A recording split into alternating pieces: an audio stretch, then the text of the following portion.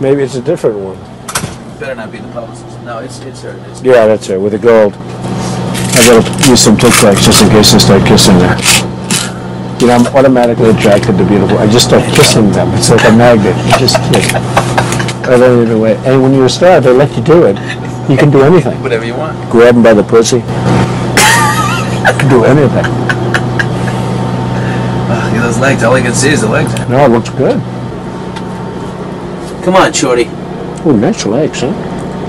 And we simply cannot endure this or expose our children to this any longer, not for another minute, and let alone for 4 years. Now is the time for all of us to stand up and say, enough is enough.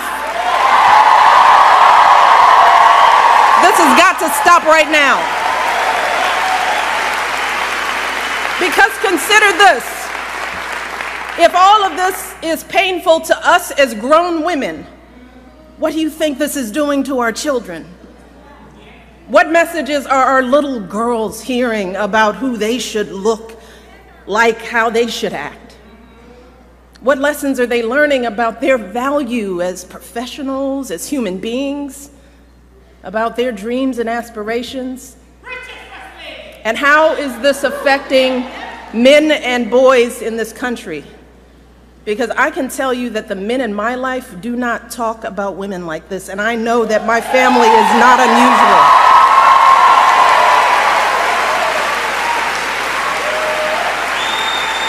And to dismiss this as everyday locker room talk is an insult to decent men everywhere. The men that you and I know don't treat women this way. They are loving fathers who are sickened by the thought of their daughters being exposed to this kind of vicious language about women. They are husbands and brothers and sons who don't tolerate women being treated and demeaned and disrespected. And like us, these men are worried about the impact this election is having on our boys who are looking for role models of what it means to be a man. In fact, someone recently told me a story about their 6-year-old son who one day was watching the news. They were watching the news together, and the little boy out of the blue said, "I think Hillary Clinton will be president." And his mom said, "Well, why do you say that?" And this little 6-year-old said, "Because the other guy called someone a piggy." And he said, "You cannot be president if you call someone a piggy." So even a 6-year-old knows better. A 6-year-old knows that this is not how adults behave. This is not how decent human beings behave. And this is certainly not how someone who wants to be president of the United States behaves.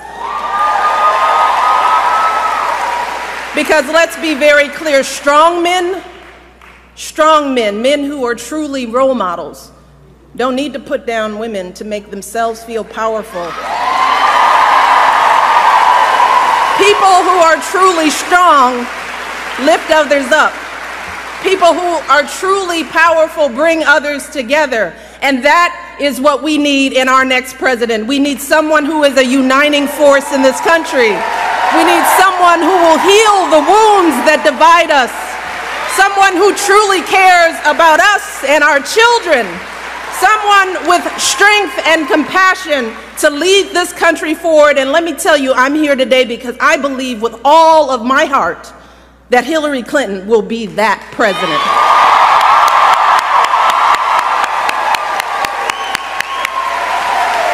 If we just stand by and allow her opponent to be elected, then what are we teaching our children about the values they should hold, about the kind of life they should lead? What are we saying?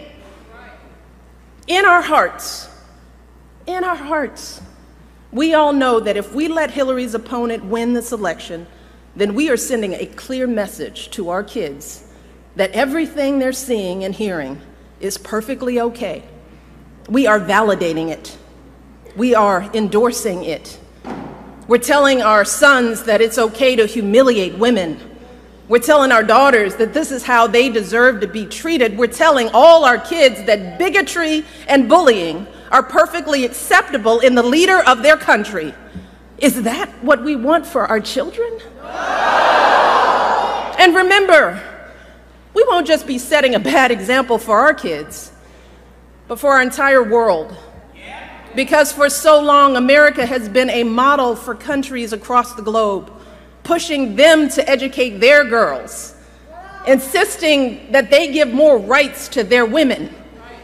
But if we have a president who routinely degrades women, who brags about sexually assaulting women, then how can we maintain our moral authority in the world?